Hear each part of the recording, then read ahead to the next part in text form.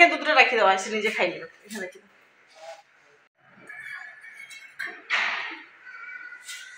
ঘরটা কপার দিয়েছ? বাস ধুলা হচ্ছে তো জামা পেটা তো। কোথায় আছে?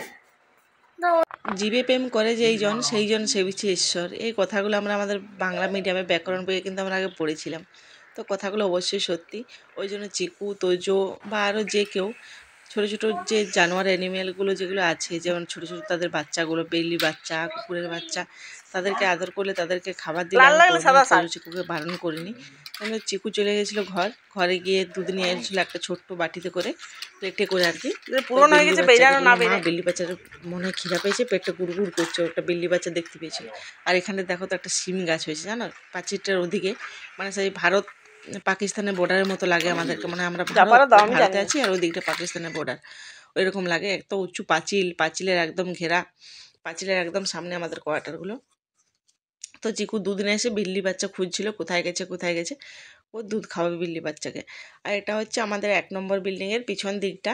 তো মানে আমরা যে বিল্ডিংয়ে থাকি আর কি, তো সেই দিকটা এমনি খালি জঙ্গল হয়ে পড়েছিল। তো আমি তোজোর বাবাকে বললাম চলো না ওই পিছন দিকটাতে কিছু ধনেপাতা বীজা, তারপরে তোমার পালং শাকের বীজা, সাদা শাকের বীজা, ঘরে কিছু পুরনো বীজা আছে, পাশের বাড়ির বৌদিও দিয়েছিল, তো চলো দিয়ে দিই। তো বলছে হ্যাঁ ঠিক আছে চলো, শীতকালের দিন একটু সবই তো কিনে খাওয়া, যদি একটু হয় হাতের কাছে ভালোই লাগে, বিনা তেজ বিনা খাদ ছাড়া। আর এখানে গোবর খাদ পাওয়াও যায়। তো কোনো কাজই পৃথিবীতে ছোট নয় বন্ধুরা, যেটা তুমি করতে চাইবে ভালোবেসে সেই কাজটা করো, অবশ্যই সেটা সাফল্য পাবে, অবশ্যই। তো আমি একে বললাম, এও রাজি হয়ে গেলে, বলছে হ্যাঁ চলো ছিটিয়ে দিচ্ছি। তো এই যে বীজা বুনছে দেখতে পাচ্ছ তোমরা। আমার রান্নাবান্না এখনও কিচ্ছু হয়নি, দৌড়ে যাবো, আগে গিয়ে ভাতটা বসাবো, তারপরে দেখি কি রান্না হবে। তো আজকে তো এমনিতেই শনিবারের দিন, তোজোর বাবা রেস্ট থাকে, চিকুর ছুটি, তোজো গেছে স্কুলে। তো চিকুর ছুটি যেহেতু, চিকু একটু দেরি করে উঠে, মানে স্বাভাবিকভাবে তোজো স্কুলে যাওয়ার পরে শুয়েই পড়েছিলাম দেরি করে, অনেকটা দেরি করেই ঘুম থেকে উঠেছি। এখন ঠান্ডার দিনে কেই বা কম্বলের তল থেকে বেরোতে চায় বলো। এই যে দেখো, ওর বাবাকে দেখে চিকুও শুরু হয়ে গেছে। আমাদের আঞ্চলিক ভাষাতে একটা কথা আছে, বাপের পাটা রাখবি বেটা, সেই রকমের কথাটাই তোজো চিকু দুজনেই ফলো করে। আমার খুব দেখি, পদে পদে দেখি, যেরকম ওর বাবা ঠিক দুটো ছেলেও সেরকম হয়েছে। আমি নিচ থেকে আগে চলে এসে ভাতটা বসিয়ে দিয়েছি দেখো।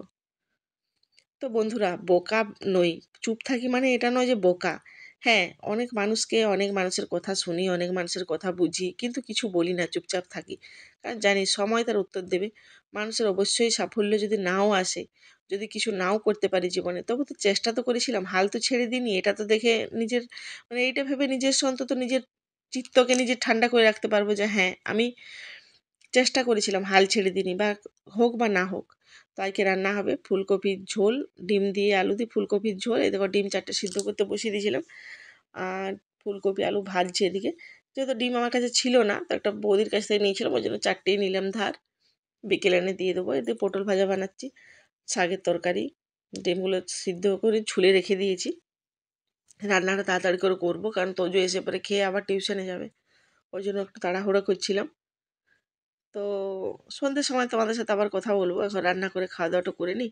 আর এই পটলগুলো, এখনও পটল জানো তো, যদি যেদিন নিয়ে আসি সেদিন তার পরের দিনে ভাজা না করি বা রান্না বান্না না করা হয়, তো তারপরে হলুদ হয়ে যায়। কারণ এখন তো পটলের সিজন নয়, পটলটা তো গরমকালের সবজি, এখন পাওয়া যাচ্ছে, এটা নয় যে পাওয়া যাচ্ছে না, কিন্তু দামটাও প্রচুর নেয়।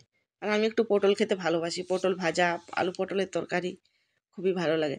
আর জানো তো বন্ধুরা, আমার মা, আমার বৌদি, এরা সবাই বলে যে পারলে 2টো তরকারি বানাবে, কিন্তু 3টে তরকারি কোনোদিনও বানাও না, বানালে 4টে বানাবে, নাহলে 2টো বানাবে। আমি বেশিরভাগই 2টো বানাই, কিন্তু আজকে মনে হলো হঠাৎ করে যে চলো 3টে হয়ে যাচ্ছে, তো একটু মসুর ডাল সিদ্ধ করে দিই। গুড ইভিনিং বন্ধুরা।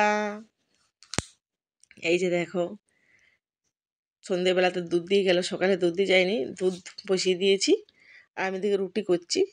ওরা বললো ডিম ভাজা দিয়ে রুটি খাবে। তো তোদের বাবাকে বললাম যে তুমি তো বসে আছো, তো পেঁয়াজটা কেটে দাও একটুখানি, আমি ভাজা করে দেবো তাড়াতাড়ি করে। তো ঠিক আছে বন্ধুরা, আজকের মতো ভিডিওটা এই পর্যন্ত রাখছি। ভালো লাগলে অবশ্যই একটা লাইক, একটা কমেন্ট, শেয়ার করে দিও, সাবস্ক্রাইব তো অবশ্যই চ্যানেলটা করে দিও এরকম নতুন নতুন ভিডিও পেতে।